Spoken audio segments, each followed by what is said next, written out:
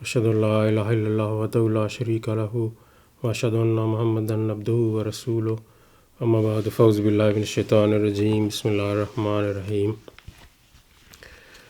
آج کے درس کا موضوع ہے جماعت احمدیہ بیلجیم کا 10 سالہ مساجد کا منصوبہ۔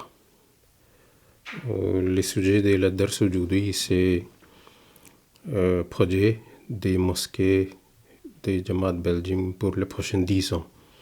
Alors je vais d'abord commencer à lire tout ça en ourdou et puis après, Inch'Allah, je vais traduire en français. اللہ تعالیٰ کا ہم جتنا بھی شکر ادا کریں وہ کم ہے کہ اس نے ہمیں نبی کریم صلی اللہ علیہ وسلم کی امت میں پیدا کیا اور پھر آپ کے عاشق صادق اور آپ کی پیشگوئی کے مطابق آنے والے مسیح موعود علیہ الصلوۃ والسلام کو ماننے اور ان کی جماعت میں شامل ہونے کی توفیق ملی۔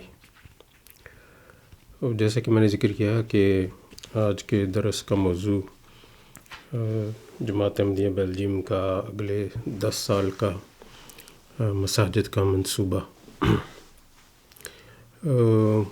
مجھے کچھ احباب نے ہی توجہ دلائی تھی، کچھ صدران نے بھی، کہ بے شک شورا سے منظوری کے بعد صدران جماعت کو اور ذیلی تنظیموں کو اس کے بارے میں معلومات دی گئی تھیں، لیکن بہت سے احباب جماعت کو بھی اس منصوبے کی جو کہ بڑا غیر معمولی اور خلافت کی برکات اور دعائیں جس کے ساتھ شامل ہے منصوبہ ہے، اس کے بارے میں کافی معلومات نہیں ہیں۔ تو میں نے مناسب سمجھا کہ یہ درس کے طور پر مساجد کے حوالے سے، ان کی تعمیر سے حوالے سے جو برکات ہیں اس کی یاد دہانی بھی ہو جائے گی، اور ساتھ ساتھ یہ جو پروجیکٹ ہے اس کے بارے میں بھی معلومات دینے کا موقع مل جائے گا انشاءاللہ۔ اب ہم قرآن کریم کو دیکھیں تو اللہ تعالیٰ سورہ بقرہ آیت 196 میں فرماتا ہے وَأَنفِقُوا فِي سَبِيلِ اللَّهِ وَلَا تُلْقُوا بِأَيْدِيكُمْ إِلَى التَّهْلُكَةِ وَأَحْسِنُوا إِنَّ اللَّهَ يُحِبُّ الْمُحْسِنِينَ۔ اور اللہ کے راستے میں مال و جان خرچ کرو اور اپنے ہی ہاتھوں اپنے آپ کو ہلاکت میں مت ڈالو، اور احسان سے کام لو، اللہ احسان کرنے والوں سے یقیناً محبت کرتا ہے۔ اور پھر فرماتا ہے من ذا الذی یقرض اللہ قرضا حسنا فیضاعفہ لہ اضعافا کثیرۃ واللہ یقبض ویبسط والیہ ترجعون۔ کیا کوئی ہے جو اللہ کو اپنے مال کا ایک اچھا ٹکڑا کاٹ کر دیتا ہے کہ وہ اسے اس کے لیے بہت بہت بڑھائے، اور اللہ کی یہ بھی سنت ہے کہ وہ بندے کا مال لیتا ہے اور بڑھاتا ہے، اور آخر تمہیں اسی کی طرف لٹایا جائے گا۔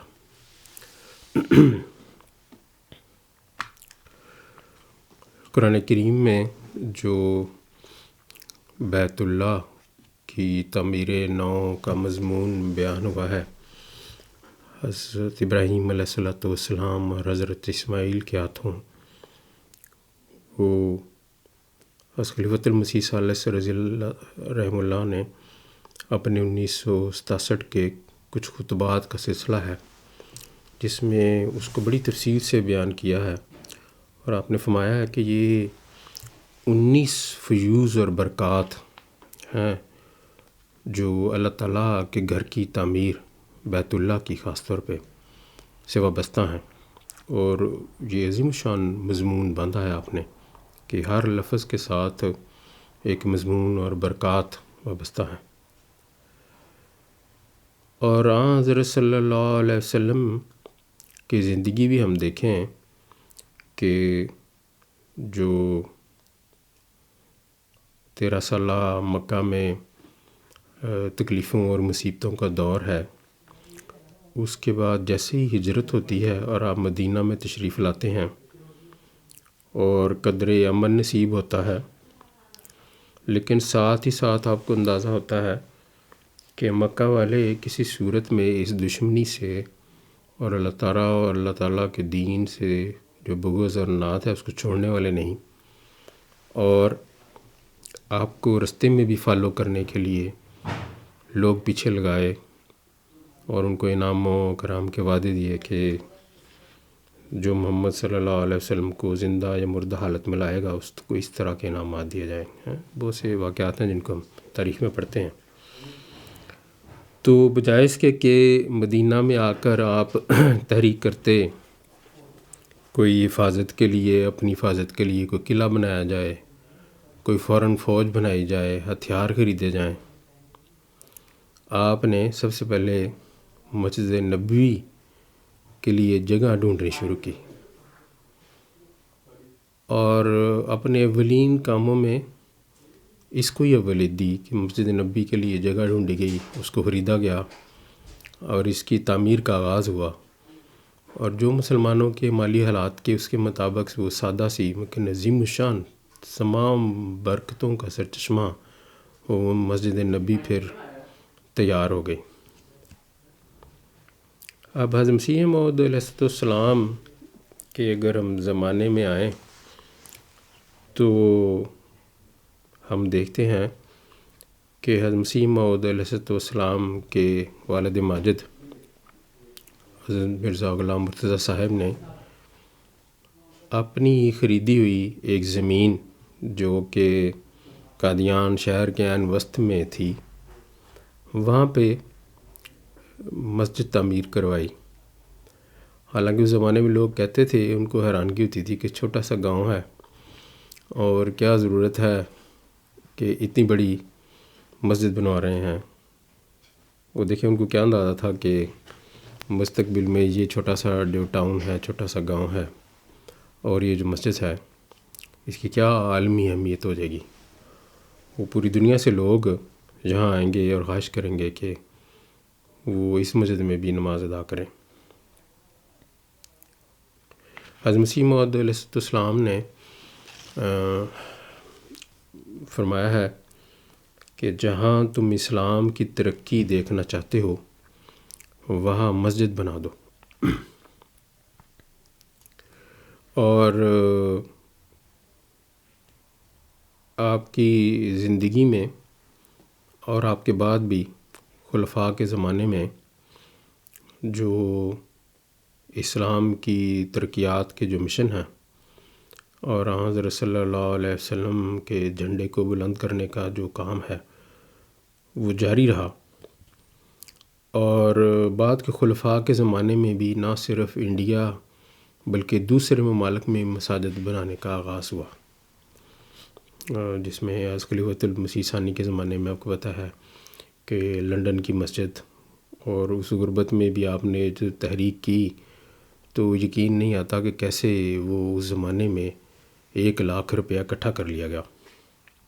نہ صرف یہ بلکہ آپ نے حضرت مرزا بشیر احمد صاحب نے اس موضوع پر بھی اپنا ایک بڑا خوبصورت مضمون لکھا ہے کہ کس طرح حضرت خلیفۃ المسیح ثانی کے زمانے میں جب اندازہ ہو گیا کہ قادیان کی اب دونوں مساجد چھوٹی پڑنا شروع ہو گئی ہیں اور مسجد مبارک اور مسجد اقصیٰ کی وسعت کا انتظام کیا جائے، اور اس کے لیے آپ نے تحریک کی. کیونکہ کام شروع کرتے ہی پھر بعد میں اندازہ ہوا کہ اس کی بیسمنٹ بھی بنا رہے ہیں تو خرچہ اس سے زیادہ ہے جو اندازہ لگایا تھا. تو پھر آپ نے فرمایا کہ اس میں نہ صرف کمانے والے بلکہ گھروں کی خواتین اور ایسے لوگ جن کی کوئی باقاعدہ انکم نہیں وہ بھی اس میں حصہ ڈالیں، چاہے آنا ہو، ٹکا ہو، چند پائی ہو، وہ بھی دیں. جو کہ واقعی اس زمانے میں لوگوں کے پاس ایسی غربت ہوتی تھی کہ کمانے والوں کی تنخواہ بھی کچھ روپے اور گھروں میں جیب خرچ تو شاید آنا ہوتا ہوگا یا کوئی زیادہ کوئی کم. تو اللہ تعالیٰ کے فضل سے جماعت نے اس زمانے میں بھی اس غربت کے باوجود بھی ہمیشہ آپ کی ہر تحریک پر لبیک کہا. اور پھر ان مساجد کی اس زمانے میں جتنی ضرورت تھی، جو پلان تھے، وہ وسعت بھی ہوئی. اور آپ نے دیکھا بعد میں حضرت خلیفۃ المسیح الخامس سید اللہ تعالیٰ بن نصر العزیز کے زمانے میں تو یہ وسعت اور خوبصورتی اور آرائش میں یہ کام اور بڑھتے گئے اور نئی ڈائمنشنز میں داخل ہو گئے.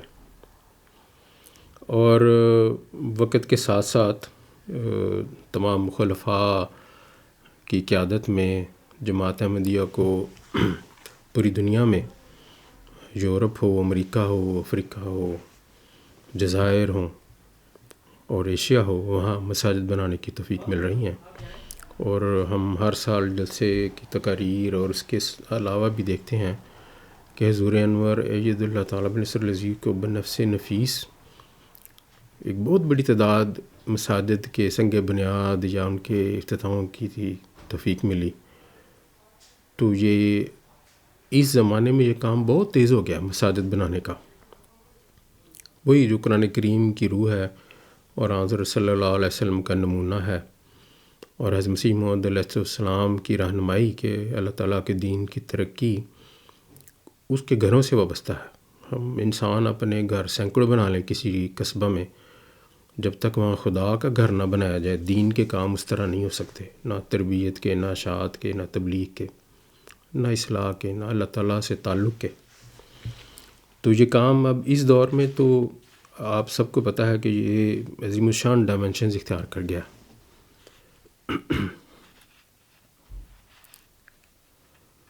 اللہ تعالیٰ کے فضل سے جماعت احمدیہ بیلجیم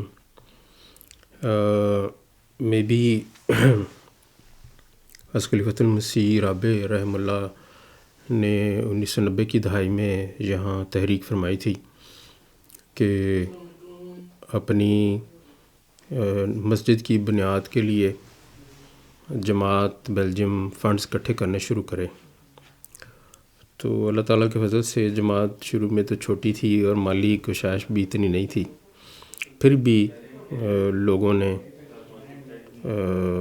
اس فنڈ میں اپنی قربانیاں شروع کیں اور پھر وہ اس کو آہستہ آہستہ بڑھاتے بھی گئے اور اس میں تسلسل بھی برقرار رکھا.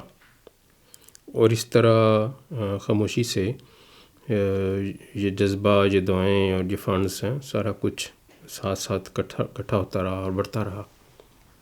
اب 2008 میں حضور انور اید اللہ تعالیٰ بنصر العزیز نے جماعت بیلجیم کو توجہ دلائی کہ اپنی مسجد کے لیے آپ کو جگہ ڈھونڈنی شروع کریں، اور حضور کے اس ارشاد کے مطابق پھر کام ہوا جیسا کہ آپ کو پتہ ہے.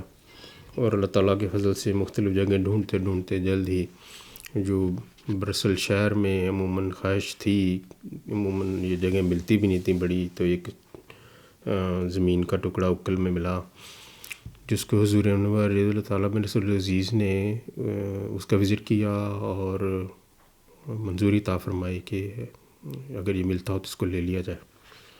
اور اس کو لینے کے بعد پھر 2010 میں اس کو خرید لیا گیا. اور پھر آپ کو پتہ کہ سنگ بنیاد تو ایک اصولی منظوری کے اوپر ہوا تھا، بعد میں اس کے پلانز اور سارا کچھ جو پروسیجرز ہیں وہ مکمل ہوئے، اور 2013 میں پھر ڈیٹیل پلانز اپروو ہوئے، پھر کانٹریکٹرز کی سرچ اور سارا ان کو انگیج کرنے کے بعد 2013 کے اینڈ میں یہ سائن ہوئے اور 2014 میں پھر سارے کام شروع ہوئے. اور اللہ تعالیٰ کے فضل سے آپ سب کی دعاؤں سے، آپ سب کی قربانیوں کے ساتھ پھر 2018 میں بیت المجیب مکمل ہوئی، اور جس میں کہ مربی ہاؤس کی ساری رینوویشن بھی ہے، لائبریری کا بھی پھر فاؤنڈیشن سے دوبارہ نیا بنانا، اور جو بقیہ اس کا حصہ ہے اینکس ہے جس میں حضور کی رہائش ہے، گیسٹ ہاؤس وغیرہ ہے، گراج ہے، وہ پھر بعد میں مکمل ہوئے. لیکن اس قربانی کے ساتھ ساتھ اللہ تعالیٰ نے حضور کی خاص دعاؤں سے اس مسجد کے مکمل ہونے سے پہلے ہی لمبر کے ریجن میں اللہ تعالیٰ نے جو بیت الرحیم کا ایک تحفہ بھی جماعت کو عطا کیا. تو بڑی مناسب قیمت، بہت بڑی جگہ مل گئی، اور اس کو پھر رینوویٹ کر کے مسجد میں لجنہ ہال میں لائبریری، مربی ہاؤس جس میں سارا کچھ ہے. جن لوگوں نے ابھی تک نہیں دیکھا ان کو شاید اندازہ نہیں کہ وہ بہت بڑی جگہ ہے، 15,000 اسکوائر میٹر جگہ ہے، اور اس میں ایک اچھی بڑے سائز کی مسجد ہے، بڑا لجنہ ہال ہے، گیسٹ ہاؤس ہے، مربی ہاؤس ہے، حضور کے لیے اپارٹمنٹ بھی ہے وہاں پہ، اور بڑا کچن، ساری سہولتیں، بڑی پارکنگ ہے. تو اللہ تعالیٰ نے وہ بھی ایک اس قربانی کو قبول کرتے ہوئے اس کے ساتھ ساتھ اللہ تعالیٰ نے یہ مسجد ابھی مکمل نہیں ہوئی تھی کہ ایک اور دفعہ دے دیا. اور پھر دیکھیں 2018 میں آپ کو پتہ ہے جب حضور تشریف لائے تو حضور نے اس کا افتتاح بھی فرمایا اپنے دست مبارک سے. تو اللہ تعالیٰ بیلجیم کے تمام مرد و زن کو عظیم شان جزا عطا کرے، کیونکہ سب نے مسجد فنڈ میں بڑے اخلاص سے، بڑی محنت سے بڑی بڑی قربانیاں کی، اور بعضوں نے اپنی استطاعت سے بہت بڑھ کر بھی قربانیاں کی، اور بحیثیت مجموعی اللہ تعالیٰ جماعت کی، قوم کی دعائیں سنتا ہے، ان کے اخلاص پر نظر رکھتا ہے. تو اللہ تعالیٰ نے بظاہر کمزور ہوتے ہوئے بھی یہ ہمیں توفیق دی کہ 2014 سے شروع ہو کر 2018 تک ہم نے ایک بہت بڑی مسجد مکمل کی، اور اس کے ساتھ لمبرگ میں بھی بے شک اتنی بڑی بلڈنگ نہیں، لیکن کیپیسٹی کے لحاظ سے کم بھی نہیں، ایک اور بھی ساتھ اللہ تعالیٰ نے عظیم شان تحفہ عطا کیا. اب اللہ تعالیٰ سب کے مالوں میں برکت دے، اور ہمیشہ یہ جو قربانی ہے اس کا پھل اور فیض سب کو ملتا رہے. 2019 کی مجلس شورا میں پھر یہ دونوں تو مساجد تو مکمل ہو گئی، لیکن نیکی کا سفر اور اللہ تعالیٰ کی جماعتوں کا سفر رکتا نہیں، وہ جاری رہتا ہے، کیونکہ الٹیمیٹلی تو ہم ساروں نے اس راہ میں خدمت کرنی ہے جو قرآن کریم میں اللہ تعالیٰ نے حضرت صلی اللہ علیہ وسلم سے وعدہ فرمایا تھا کہ لیظہرہ علی الدین کلہ، کہ میں تیرے دین کو تمام ادیان پر غالب کروں گا. اور اسی کے لیے اللہ تعالیٰ نے حضرت مسیح موعود علیہ السلام کو اس زمانے میں مبعوث فرمایا. تو جماعت کے ذہن میں یہی تھا کہ اب آگے کیا کیا جائے، کون سا طریقہ اختیار کیا جائے. تو جو جماعت کے پلیٹ فارم ہے کہ مجلس شورا میں یہ معاملہ ڈسکس ہوا، اور اس میں ایک تجویز منظور کر کے حضور انور کی خدمت میں مزید رہنمائی اور منظوری کے لیے بھجوائی گئی. اور اس میں مختصراً یہی کہوں گا کہ یہی تجویز تھی کہ کچھ دوستوں کی رائے تھی کہ 3 مساجد بنائی جائیں، اور کچھ کا خیال تھا کہ 5 مساجد بنائی جائیں اگلے 10 سال میں، چاہے چھوٹی ہوں بڑی ہوں، مختلف ریجنز میں. تو اس تجویز کو حضور نے اس طرح اپروو کیا کہ جماعت کوشش کرے کہ 3 یا 5 مساجد تکلیف میں پڑے بغیر جتنی بھی آسانی سے بنا سکے وہ مساجد بنائے.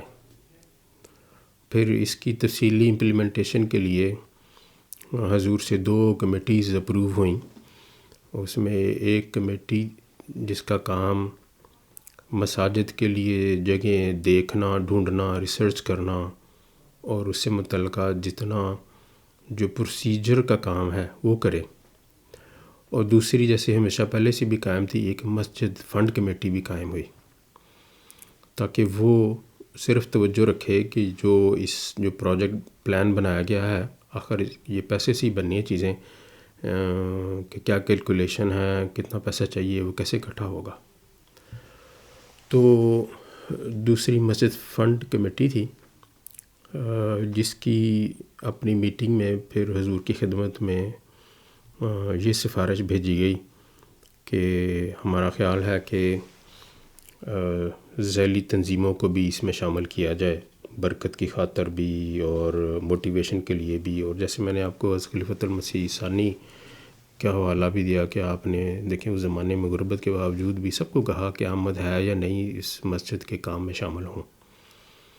تو حضور نے اس کو بھی یہ اپروو فرمایا کہ ذیلی تنظیموں کو ٹارگٹ دیا جائیں کہ وہ ہر سال مسجد کے فنڈ اکٹھا کریں، اور اس کے ساتھ جماعتی لیول پر جو کمانے والے احباب ہیں اپنی استطاعت کے مطابق پھر اس فنڈ میں حصہ ڈالیں. پھر وہ کمیٹی نے ایک یہ بھی سفارش بھیجی تھی، ایک کیلکولیشن بھی، کہ اگلے 10 سال میں ہم اپنی استطاعت کے مطابق کم از کم ایک پروجیکٹڈ آئیڈیا ہو کہ اس سال کتنے پیسے اکٹھے ہوں گے، تو وہ پہلے سال کا جو ٹارگٹ تھا وہ 2.5 لاکھ یورو تھا، اور اس سال جس میں سے ہم گزر رہے ہیں یہ اس کا 3 لاکھ تھا. اور پھر یہ آہستہ آہستہ بڑھتا جاتا ہے. اس میں کئی لوگوں کو عجیب لگتا ہے، وہ بھول جاتے ہیں کہ 10 سال میں جماعت کی تعداد بھی بڑھ رہی ہے اللہ تعالیٰ کے فضل سے، اور مالی استطاعت بھی بڑھ رہی ہے. تو اس حساب سے یہ ایک کرو کی شکل میں ٹارگٹ بھی بڑھتا جاتا ہے. تو اس لحاظ سے ایک نقطہ کبھی نہ بھولنا چاہیے، جو میں نے دیکھا اس دفعہ کہ بہت یاد دہانی کرانا پڑ رہی ہے مسجد فنڈ کمیٹی کو، اور جو کلیکشن بھی ہوئی ہے میں دیکھا ابھی تک 8 مہینوں میں وہ تقریباً 1 لاکھ یورو اکٹھا ہوا ہے، جبکہ جماعت کا ٹارگٹ 3 لاکھ یورو ہے، اور بقیہ 4 مہینے رہ گئے. تو یہ نہ بھولنا چاہیے کہ اللہ تعالیٰ قرآن کریم میں فرماتا ہے لا یکلف اللہ نفسا الا وسعہا، کہ میں کسی بھی نفس پر اس کی طاقت سے زیادہ بوجھ نہیں ڈالتا. اور یہ ہمیں نہیں بھولنا چاہیے کہ اگر کسی بھی جماعت سے دنیا سے کہیں بھی کوئی حضور کو تجویز بھیجی جائے تو وہ ضرور اگر طاقت سے زیادہ ہوگی تو اللہ تعالیٰ نے خلافت کا نظام اسی لیے جاری کیا ہے کہ وہ اس کو کم کر دیں گے. جب بھی دیکھیں گے کہ جماعت کی طاقت سے زیادہ تجویز ہے تو حضور اس کو کم کر دیں گے. لیکن جہاں خلافت بحال رکھے وہ خلافت کی اس میں رضا بھی ہوتی ہے اور دعا بھی ہوتی ہے. تو اللہ تعالیٰ اس کی دعا سے بعض کمزور جماعتوں کو بھی توفیق دیتا ہے، جیسے جماعت بیلجیم نے تو یہ پچھلے کچھ سالوں میں یہ جو 2 بڑے بڑے پروجیکٹس مکمل کیے، لیکن اس کے ساتھ اور بھی دیکھیں کہ اور زمین بھی خریدی گئی، ایک اور گھر بھی خریدا گیا اسی سارے پیریڈ کے اندر، یہ 5-6 سال کے اندر ہی. یہ دلبو کے ساتھ بھی دیکھیں بہت بڑی زمین خریدی گئی، 2014 میں خریدی گئی. پھر وہ بیت الرحیم کے ساتھ ایک گھر بھی تھا، وہ ہمسائے کے تنگ کرنے کی وجہ سے مجبوراً خریدنا پڑا، وہ بھی خریدا گیا. تو اللہ تعالیٰ پھر اخلاص ہو تو مال میں برکت دیتا ہے، کوئی نہ کوئی رستہ پیدا کرتا جاتا ہے. ذیلی تنظیمیں جیسے اس میں تعاون کیا، پہلی دفعہ خدام الحمدہ نے تعاون کیا جماعت کے ساتھ، انصار اللہ نے بھی کیا، پھر انصار اللہ نے دوسری دفعہ بھی کیا. تو ابھی بھی جو ٹارگٹ ہے یہ جماعت کی جو مجموعی استطاعت ہے اس سے زیادہ نہیں ہے. اور ایک طرف یہ پہلو نہیں بھولنا چاہیے کہ جماعت اللہ تعالیٰ کے فضل سے جماعت میں اکثریت ایسے لوگ ہیں جب بھی بلایا جائے آواز دی جائے وہ لبیک کہتے ہیں. اور جو توجہ دلانے والی بات ہے وہ یہ ہے کہ یہ ایک نیکی ہے اور یہ خدمت ہے. اس میں بار بار یاد دہانی جماعت تو کرائے گی، لیکن شاید اتنی یاد دہانی کی ضرورت نہیں ہونی چاہیے. یہی آج آپ کو بتانے کا مقصد ہے کہ یہ 10 سال ہم نے قربانی کرتے جانا ہے، اور یہ 10 سال بعد ختم نہیں ہو جانا. ان حالات میں دیکھیں گے کیا لوگ ہوں گے، کیا حضور کی خدمت میں پیش کریں گے، حضرت صاحب کیا منظوری دیں گے. لیکن یہ سلسلہ چلتا جائے گا کیونکہ مساجد بننی ہے بیلجیم کی، ابھی 14 جماعتیں ہیں، پھر یہ اور بڑھنی ہیں. تو ابھی 4 سینٹرز ہیں، تو ٹھیک ہے وہ کوئی 2 جماعتوں کو سرو کر رہا ہے، کوئی 3 کو، لیکن اور بھی جماعتیں مساجد بننی ہیں. جیسے دیکھیں جو والونی ہے تقریباً 4 ملین آبادی ہے، تو وہاں ایک بھی باقاعدہ جماعت سینٹر یا مسجد نہیں ہے. اس طرح جو ہالینڈ کے بارڈر کے اوپر جماعت ہے، ٹورنوٹ ہے، لیر ہے، اوسٹنڈ ہے، ادھر یہ دور ہیں، اور یہاں بھی جماعتیں بڑھ رہی ہیں بروج میں، تو وہاں بھی ضروریات پڑیں گی.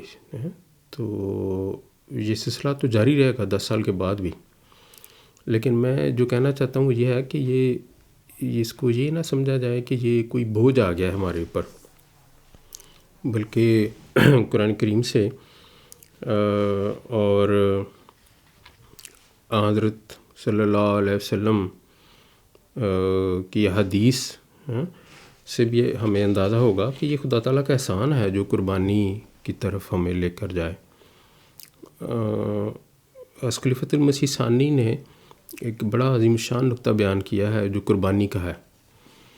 آپ نے فرمایا کہ یہ جو جان کی قربانی ہے یا مالی یا وقت کی قربانی ہے جماعت میں ہم دیتے ہیں، اور حضرت مسیح موعود علیہ السلام نے تو فرمایا کہ اس زمانے میں تو عموماً مالی قربانی رہ گئی ہے، وقت کی قربانی رہ گئی ہے، جانی قربانی تو صحابہ کے زمانے میں تھی. اور حضرت صلی اللہ علیہ وسلم کے صحابہ نے وہ قربانی دی کہ عرش کا خدا بھی ان پر خوش ہو گیا. تو اس زمانے میں تو مالی قربانیوں کی ضرورت ہے. تو وہ ایک شاعر، حضور نے فرمایا کہ ایک دنیا دار شاعر ہے لیکن اس مضمون کو کیسا سمجھا ہے. ایک بڑا عظیم الشان شعر ہے، کہہ دیا ہے کہ جو ہمیشہ قربانی کے سفر کرنے والے لوگوں کو یاد دلاتا رہے گا. انہوں نے فرمایا جان دی ہوئی اسی کی تھی، حق تو یہ ہے کہ حق ادا نہ ہوا. تو شاعر کہتا ہے کہ جو قربانی کرنے والے ہیں وہ خدا کی راہ میں جو دیتے جود بھی دیتے ہیں، وقت دیتے ہیں، مال دیتے ہیں، علم دیتے ہیں، وہ اسی نے دیا. اور قربانی کی چوٹی جان دینا ہے. تو اسے کیا کمال بات کی کہ دے تو دی لیکن اسی نے دی تھی، خدا نہیں دی تھی. تو اس خلیفۃ المسیح ثانی نے اس کو بہت پسند فرمایا اس شعر کو قربانی کے اس سفر میں.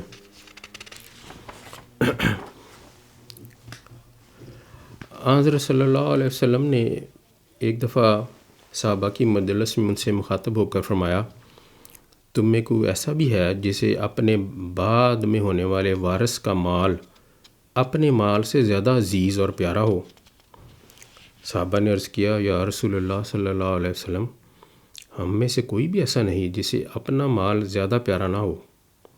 آپ صلی اللہ علیہ وسلم نے فرمایا تو پھر یاد رکھو تمہارا اصل مال وہی ہے جو خدا کی راہ میں خرچ کر کے آگے بھجوا چکے. جو پیچھے باقی رہ گیا وہ وارثوں کا مال ہے. تو بعض کہتا ہم ساری زندگی اس دھوکے میں گزار دیتے ہیں کہ میں اپنی زندگی میں انسان محروم رہتا ہے قربانیوں سے، اور ہمارے ہاں بھی کچھ نہ کچھ ایسے لوگ ہیں جو قربانی کر بھی سکتے ہیں، نہیں کرتے یا بہت کمزوری سے کرتے ہیں. یعنی اگر وہ مسجد میں 700-800 یورو دے سکتے ہیں تو 100 یورو 200 یورو دے دیا. تو وہ تو سمجھتے ہیں کہ میں جو پیچھے چھوڑ کے جا رہا ہوں وہ میرا ہے. تو وہ تو حضرت صلی اللہ علیہ وسلم نے فرمایا وہ تو تمہارا نہیں، جو تم چھوڑ رہے ہو دنیا میں وہ تو تمہارے وارثوں کا ہے. تمہارا وہی ہے جو تم اپنی زندگی میں ادا کر جاؤ گے.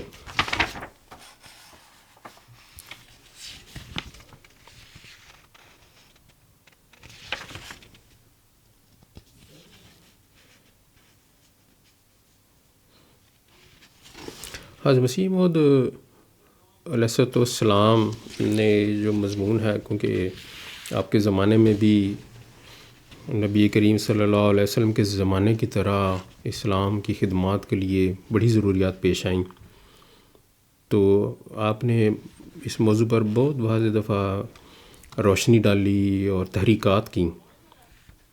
تو آپ فرماتے ہیں مجموعہ اشتہارات جلد 100 میں تم دو چیز سے محبت نہیں کر سکتے اور تمہارے لیے ممکن نہیں کہ مال سے بھی محبت کرو اور خدا سے بھی.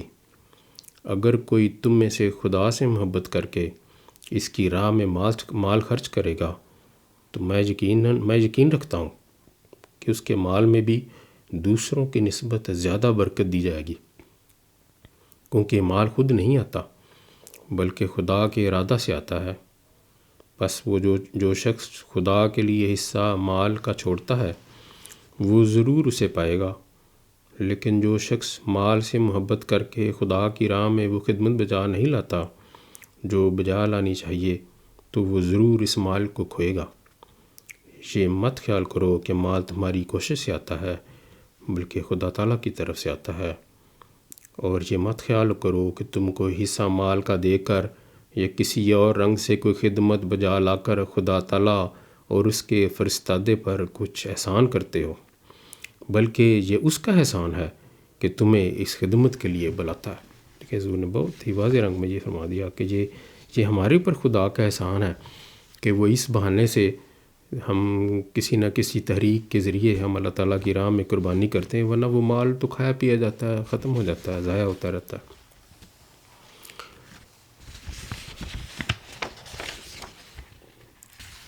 آپ کے زمانے میں عظیم الشان تحریکات ہوئیں جن میں ایک دفعہ آپ نے فرمایا ایک دفعہ آپ کو براہین احمدی کی تصنیف کے متعلق فنڈز میں بڑی مشکلات پیش آئیں تو آپ نے بڑی دعا کی تو یہ الہام ہوا کھجور کے تنے کو ہلا، جو حضرت مریم کے اوپر آیت نازل ہوئی تھی. اور تیرے اوپر تازہ بتازہ کھجوریں گریں گی۔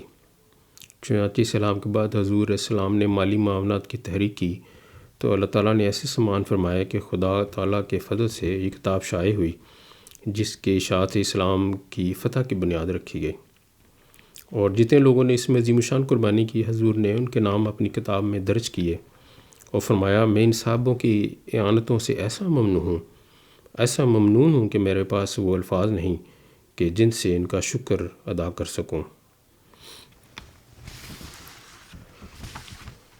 اب آخر میں مسیح موعود علیہ السلام ہمیں اس طرح بھی توجہ دلاتے ہیں کہ کچھ لوگ دین کے جو مالی خدمات سے محروم کیوں رہتے ہیں حالانکہ پیسہ ہونے کے باوجود، تو وہ حضور فرماتے ہیں کہ وہی پیسہ دنیا داری میں اور کئی چیزوں میں خرچ ہو رہا ہوتا ہے۔ جائز ضروریات سے دین کبھی منع نہیں کرتا، لیکن جو لوگ دین کی خدمات سے کلیتاً دور رہتے ہیں یا بڑی کمزوری کی حالت میں شامل ہوتے ہیں، ان کے بارے میں حضور فرماتے ہیں اپنے پھر مجموعہ اشتہارات جلد 3 میں، میں یقیناً جانتا ہوں کہ خسارہ کی حالت میں وہ لوگ ہیں جو ریاکاری کے موقعوں پر تصدہ روپیہ خرچ کریں اور خدا کی راہ میں پیش و پس سوچیں۔ شرم کی بات ہے کہ کوئی شخص اس جماعت میں داخل ہو کر پھر اپنے خست اور بخل کو نہ چھوڑے۔ یہ خدا تعالیٰ کی سنت ہے کہ ہر ایک اہل اللہ کے گروہ کو اپنی ابتدائی حالت میں چندوں کی ضرورت پڑتی ہے۔ ہمارے نبی صلی اللہ علیہ وسلم نے بھی کئی مرتبہ صحابہ پر چندے لگائے، جن میں حضرت ابوبکر سب سے بڑھ کر رہے، سو مردانہ ہمت سے امداد کے لیے بلا توقف قدم اٹھانا چاہیے۔ جو ہمیں مدد دیتے ہیں آخر وہ خدا کی مدد دیکھیں گے۔ کیسے عظیم الشان الفاظ ہیں جی، لینے چاہیے چاہے سب کچھ دے کر ملے۔ فرمایا جو ہمیں مدد دیتے ہیں آخر وہ خدا کی مدد دیکھیں گے۔ لوگ ساری زندگی روتے رہتے ہیں خدا ہمارا مددگار ہو، سجدوں میں پڑھتے ہیں، لیکن خدا کی مدد کے لیے کچھ لینے کے لیے کچھ کرنا پڑتا ہے۔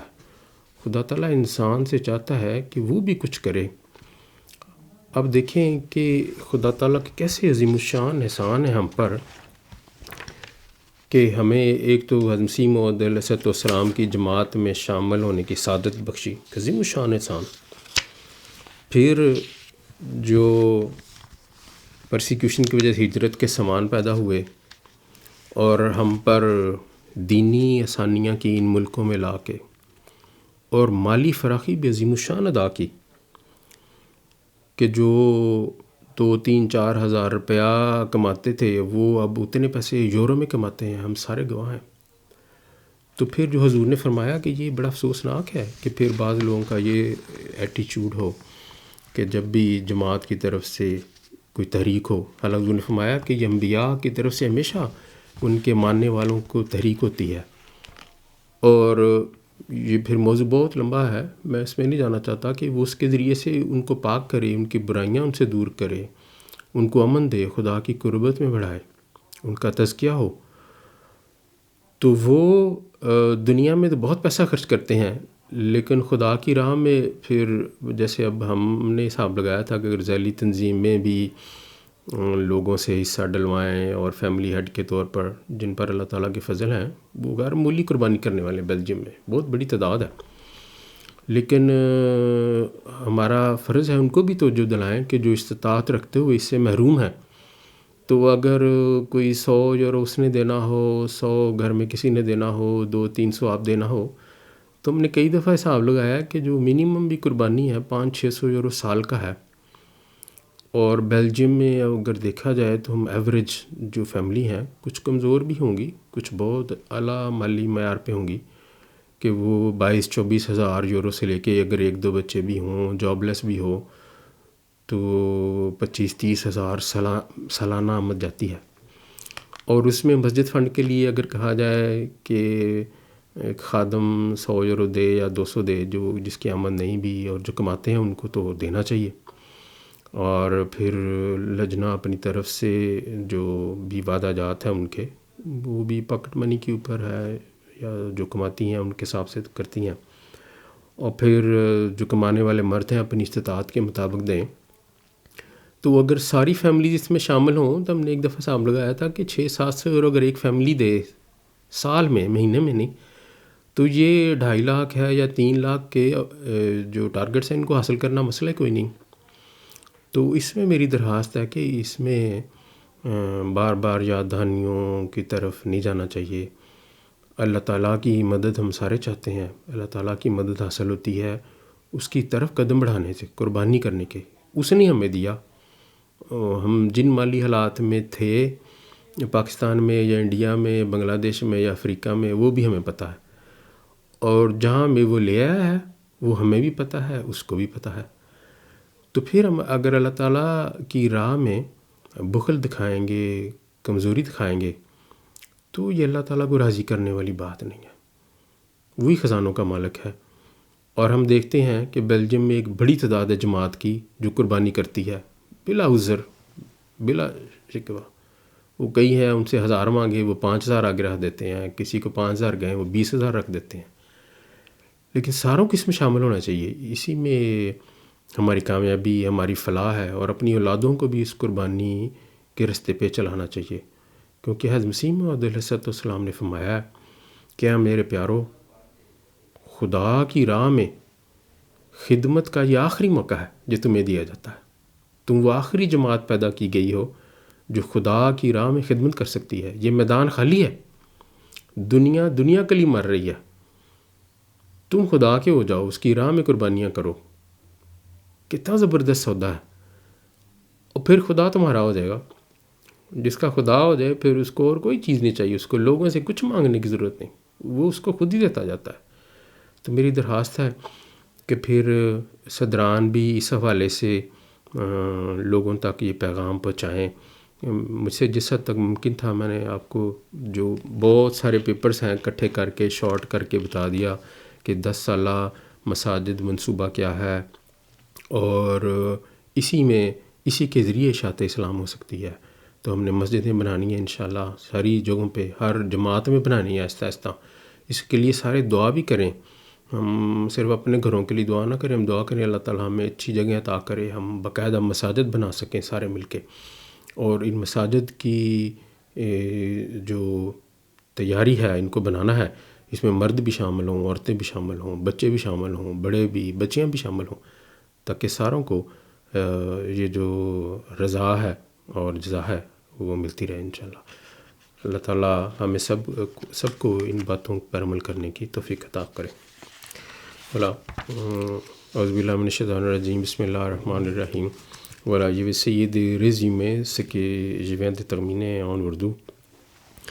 Comme je disais, le sujet de cette dars-là est d'expliquer un peu en détail le projet de la Jamaat de la Belgique, des mosquées pour les prochains 10 ans. Allah dit dans le Saint-Coran, dans Surah Al-Baqarah, verset 196, et dépensez pour les causes d'Allah, et ne vous jetez pas de vos propres mains dans la ruine. Et faites le bien. En vérité, Allah aime ceux qui font le bien. Le Saint-Prophète sallallahu alayhi wa sallam a parlé plusieurs fois à maintes reprises sur l'importance des mosquées pour les musulmans. Et il dit au peuple, louez Allah.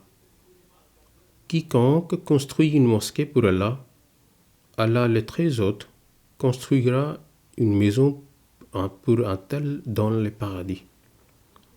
Puis il continue en disant, pour Allah, les endroits les plus adorés sont les mosquées, et les endroits les plus indésirables sont des places de marché. Et les mosquées sont des maisons d'Allah, et les croyants qui y entrent sont les invités d'Allah. Dans les années 90, le 4e calife, Rahimullah Ta'ala, il avait invité et encouragé les Jamaat de la Belgique à organiser une collecte de fonds pour les mosquées. Et malgré le petit nombre de membres à cette époque-là en Belgique et leur situation économique, les gens ont bien contribué et participé dans ces fonds-là pendant plusieurs années. Et vers 2008, Khalifa al-Masih al-Khamis Sayyid Allah Ta'ala bin Nasr al-Aziz, il avait rappelé de 7 projets à Jamaat et il avait conseillé à Jamaat de chercher un endroit pour construire une propre mosquée. Et par la grâce d'Allah, en 2010, ce fut le cas. Huzour a pu inspecter le terrain situé à Uccle et donner son accord pour l'achat. Après plusieurs plans et les procédures, ça a été finalisé vers le mi-2013. Et puis, c'était la recherche pour les entrepreneurs et tout ça qui a été finalisé vers la fin 2013. Et les travaux sont débutés au début 2014. Et par la grâce d'Allah, le projet de la mosquée même, a été complété en 2018. Ainsi que la rénovation de la Murabi House, les logements pour l'imam et la bibliothèque. Et les parties adjacentes de la mosquée, qui comprisent les garages et les résidences des Huzour et les concierges, ça a été complété par après. Les Madrasa Shura de 2019 avaient discuté en détail sur le futur projet des autres mosquées en Belgique et avaient envoyé une proposition à Hazrat Khalifa al-Masih al-Khamis Ayyadullah Ta'ala bin Nasr al-Aziz, dans laquelle il a été proposé de construire 3 ou 5 mosquées sur une période de 10 prochains ans. En réponse, Huzour a donné son accord sur ce projet de 10 ans, en disant que visait 3 ou 5, mais sans vous mettre en difficulté. Suite à ça, la Jamaat a créé 2 comités pour réaliser tout ça. Et le premier comité était pour la recherche et acheter les terrains et les meubles et toutes les démarches administratives. Et le deuxième comité, c'était pour les fonds et sa charge était pour collecte des fonds. Cependant, le comité est toujours à la recherche des terrains en Wallonie et dans les régions de Turnhout, Lier et Ostende.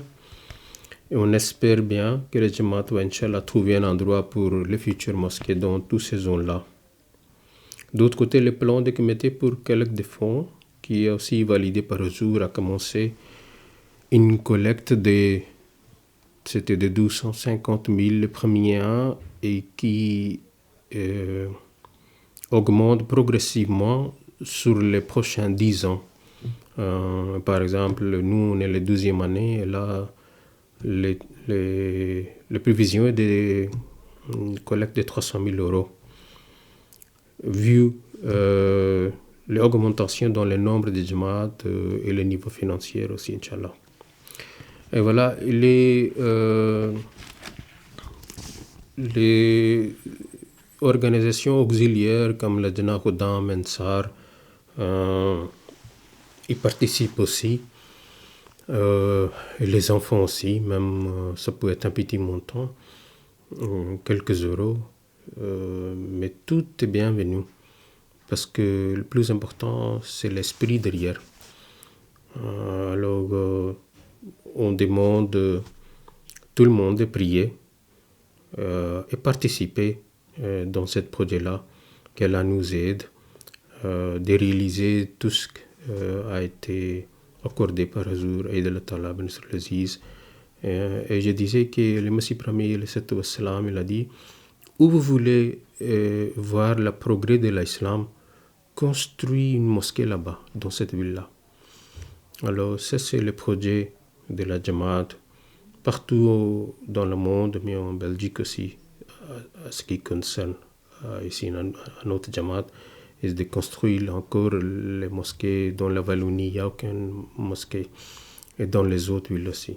Qu'Allah nous aide de travailler comme il faut et participer avec beaucoup d'ardeur et la volonté pour obtenir tous ces objectifs-là. آمین۔ السلام علیکم ورحمۃ اللہ وبرکاتہ۔